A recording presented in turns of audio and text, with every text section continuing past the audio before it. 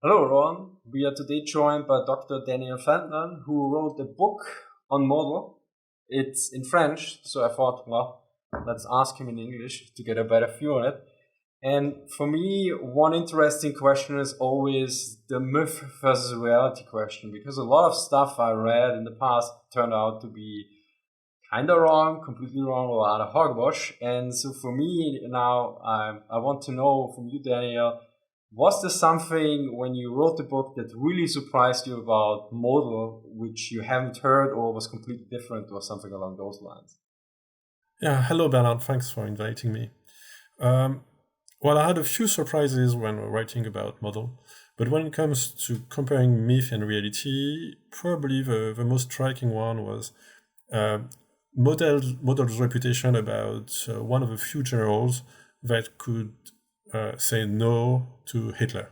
And this is something you read a little bit in the literature. For example, I'm reading a statement which is from Lidlhart's book, German General Talks, which had a lot of influence immediately post-war.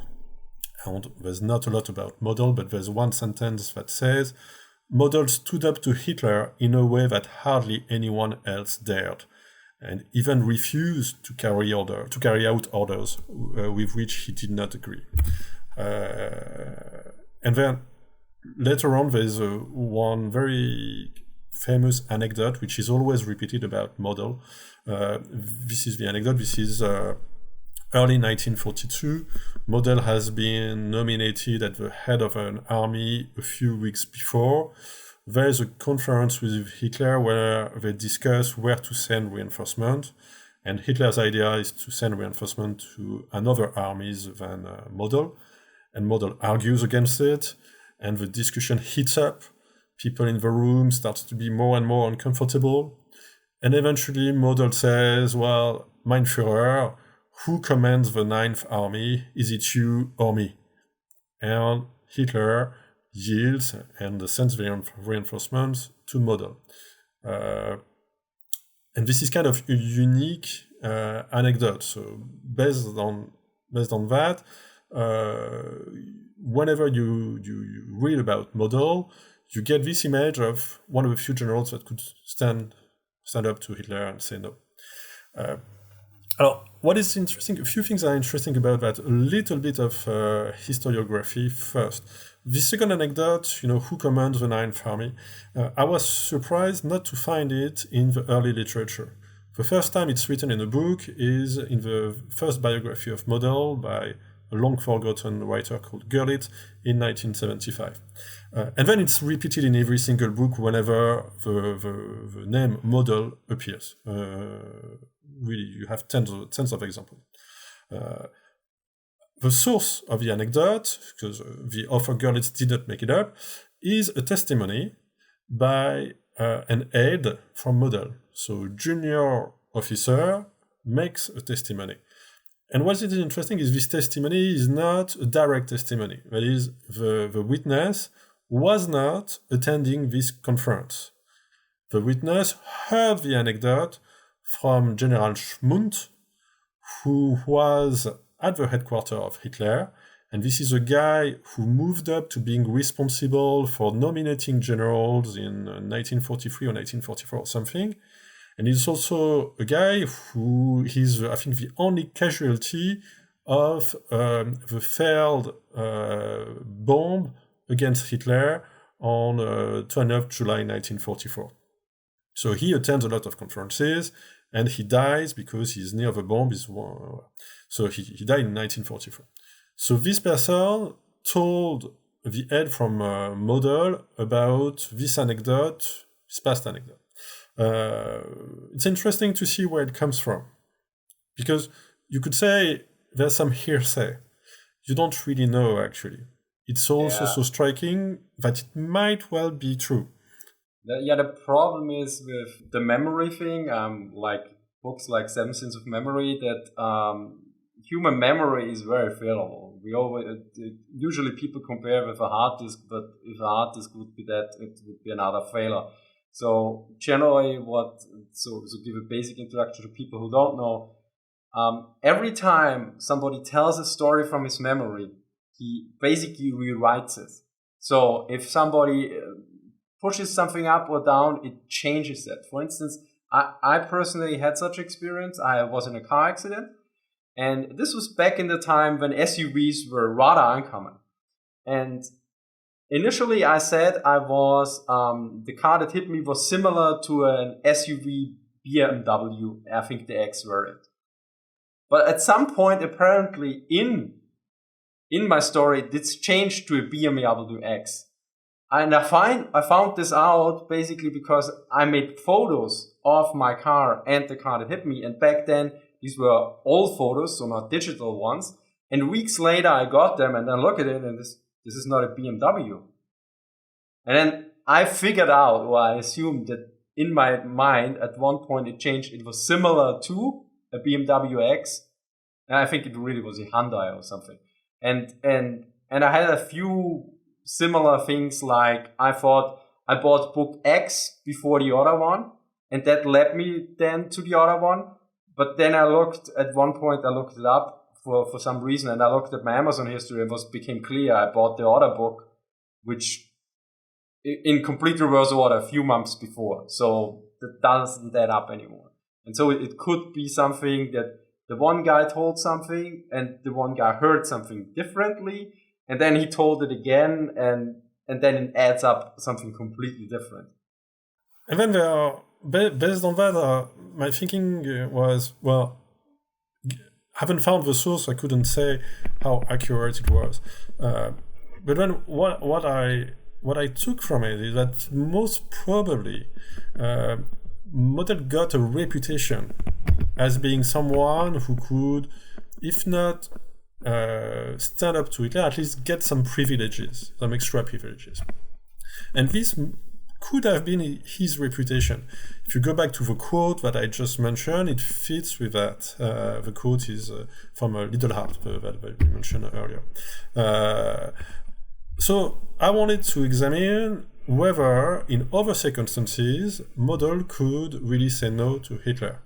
And therefore, I was especially careful about tracking all the conferences that took place which Model attended. The first thing that struck me is that there were very few.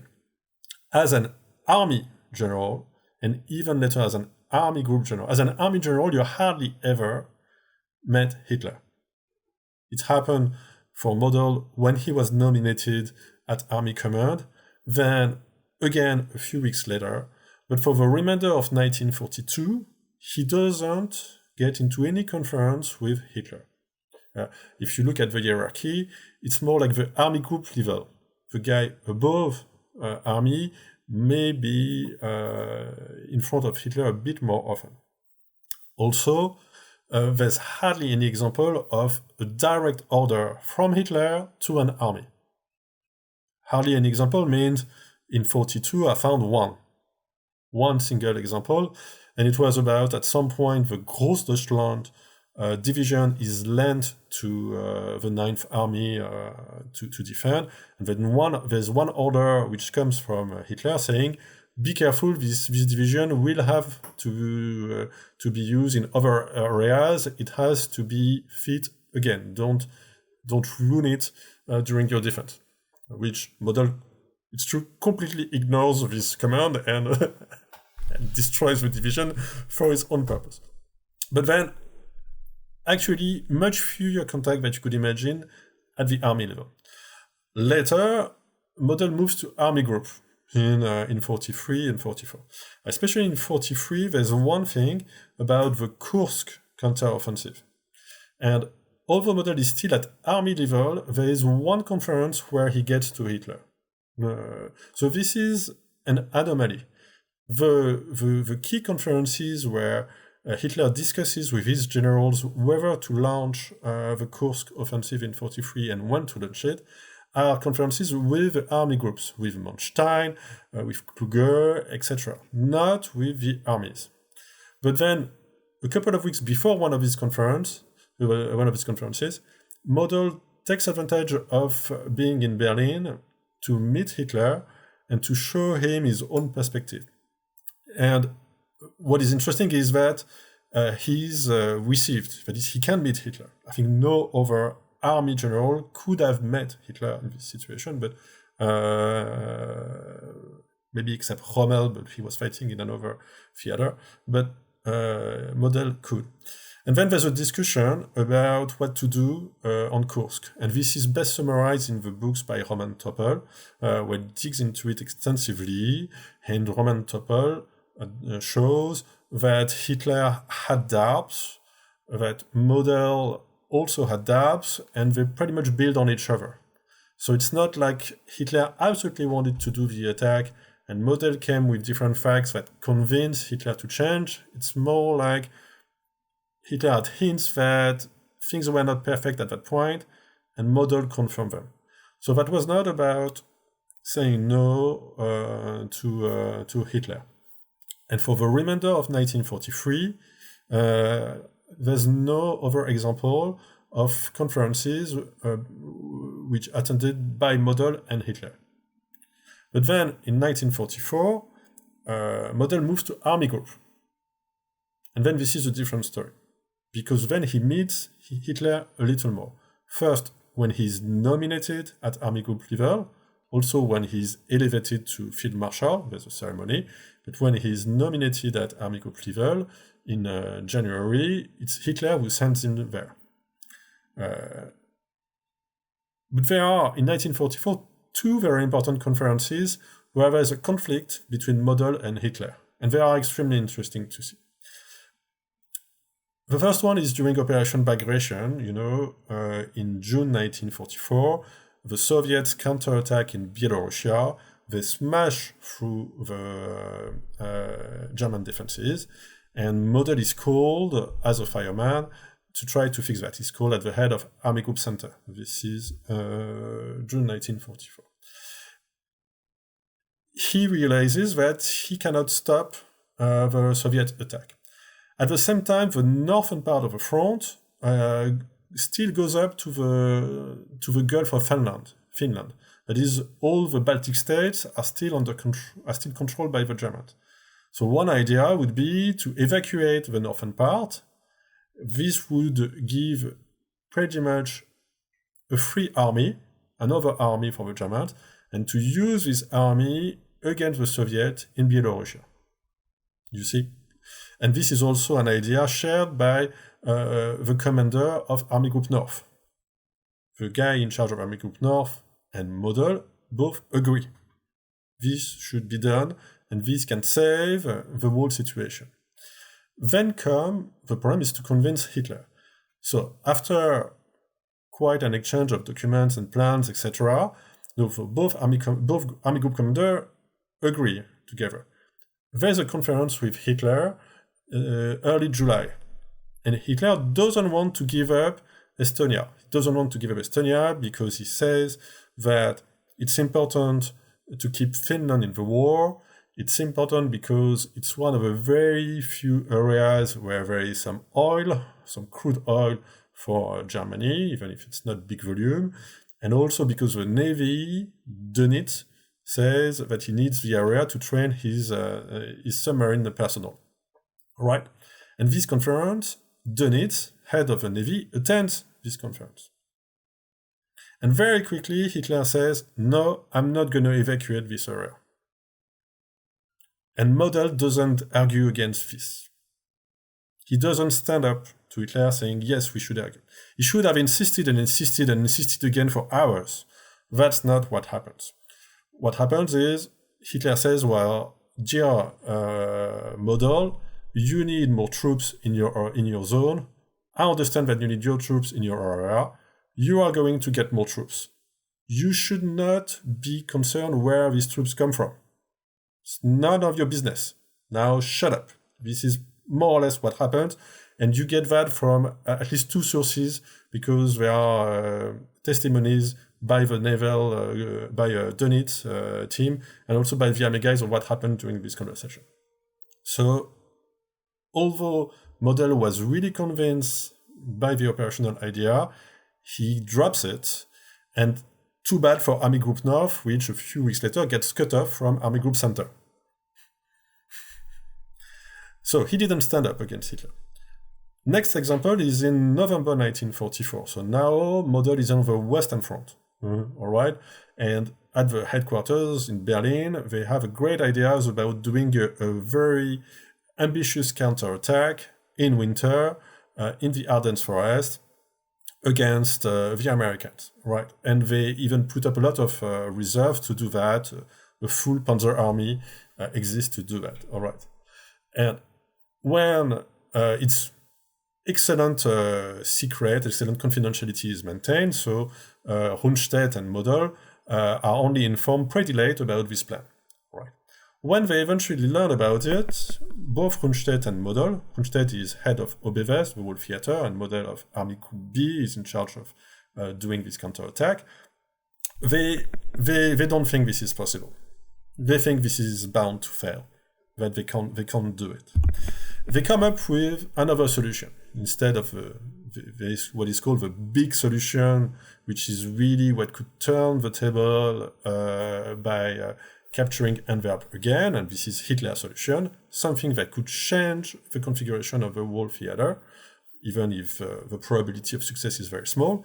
But then the field generals, Rundstedt and Model, come up with a small solution, which is doing a pincer attack in the Aachen area, something that could, if it goes well, destroy 2 or 3 American divisions, which is not going to change anything for the war. But anyway, Model and Rundstedt are convinced about the small solution. Then comes a conference at Hitler's headquarters. Rundstedt doesn't attend, so Model is the most senior general in charge. And with his whole team, he's prepared this thing extensively. They go, this conference lasts, I think, 6 to 8 hours, which is, you have to consider that Hitler is a head of state. He's not head of army. He's managing the whole Germany, all its dimension, and spending 8 hours about one single counterattack, which is really huge. They go and review all the possible details about this counterattack. But at some point, well, someone must actually say that this is not a good idea and we should go for the small solution. And this point never happens. Model does not. Okay. So he doesn't stand up against Hitler. And his staff is actually desperate that we never get to the point where we actually argue against the whole idea and propose the other idea. No. So, this is something that really surprised me. His reputation of a general who can stand up against Hitler. But then tracking each single conference, I saw that, no, he did not. And actually, this field marshal is probably the one that stays the longest in command of armies, at army group level. Almost all the others are sacked at some point. Sometimes, some are killed, some are made prisoner like Paulus, some commit suicide like Kluge, but there are quite a few that disagree with the direction of the war, like Manstein or others, and eventually they are sacked, they are sent to reserve. But Model is not. And one key reason why he's not is he never says no to Hitler. He never stands up strongly against Hitler. So then the whole perception is wrong. So it seems from referring to a previous talk we had, basically it seems that Hitler trusted Model, but that was likely mostly due to his obedience and his ability to hold positions as well. Well, it's a bit more complicated than that. About the trust, definitely. Model is a hardcore Nazi, extremely loyal. He committed plenty of war crimes during his time. He has no future after the end of the war except being on trial and being most probably hung at the end of the trial. Sentenced to death at the end of the trial. That's his future. However, he's smart enough never to confront and say no or disagree or plainly disagrees with Hitler. But what he's going to do, he's going to keep cheating in his orders and his reports to keep some operational freedom as a field command. That's what he does. So he is extremely good at dissimulating, at concealing information, at reporting things just a bit too late for being countermanded, at presenting things, for example, there are several examples in Russia, in the USSR, but let me give one example when it takes over command in the West. So this is August 25th or 26th. This is the day after the liberation of Paris, more or less. And then Model sends a report like, yes, I'm going to send reinforcement into Paris. The division is going to be sent there immediately. So I'm going to counterattack. However, in ensure full safety, we are also going to prepare a backup position east of Paris, which means I'm not gonna do anything to counterattack. I'm just gonna step back. But the way it is framed, it is always framed like I'm gonna counterattack. And this is very different from plenty of other reports. So this is what I call he's dishonest, he's cheating. And this is true with a higher command. It's true also with his peers, people on the side. It's true with his boss, whenever, even in 1941, when he's head of a Panzer division. So the idea of being loyal to his own organization, to the army, is not something that Model does. He's dishonest, at least. And the truth is, it gives him some operational freedom, and he never gets blamed for that. He never gets punished. The system never gets anything against him, in spite of so many lies, borderline action, etc. So is this? Do they call it out in any way that they say that he wrote something wrong or he made something up along these lines in the reports, or did you just find out that it doesn't add up? I find out he's an experienced soldier, so he will only do that in fluid situation when you cannot check. There are a few examples, for example, in France in August, these were documented by another French historian, where a report from Army Group B, and Model is there, is about, we just retook this or that city. These were small cities, 60 or 80 kilometers north of Paris. Well, they retook it before the Americans got there, or the British got there. So because it's interesting, because as far as I know, when I talked with Dr. Magnus Pahl about the Fallschirmjäger, the army kinda was suspicious about some information that the Fallschirmjäger provided. So in this case, nobody suspected that Model made something up. They suspected a lot, but how to prove? The time. Okay, there was at least suspicion. Okay. Yeah. Oh yeah, there's a lot of. There's one example of suspicion. I mentioned that there were very few direct orders from Hitler to his field command, and I mentioned one before. But let me mention another one, which is the day before the Bulge counteroffensive, the Ardennes counteroffensive. So I think it's December 15th or maybe 14th, something like that.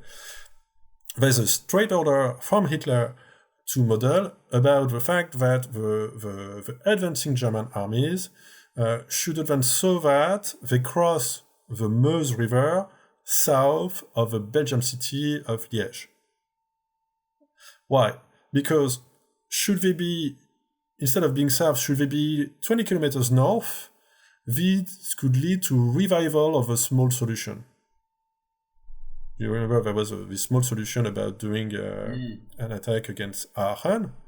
And to make sure that the field command Model does not play with tactical orders to get into a situation where eventually he manages to get back to his first ideas, there's one straight order from Hitler to him saying, no, you must not cross the Meuse River north of Liège, you must cross it south of Liège. Yeah. So The trust? Well, the trust had limit, because you would never get such an order if there was not a big doubt about the second thought of your field commander. So the model was doing that in fluid situation when things are moving so that you cannot send an inspection mission to understand what happened. They will arrive 1 week later. It's going to be too late. Well, thank you very much, Daniel. Thank you, Bernard. Thank you for watching, and see you next time. Bye.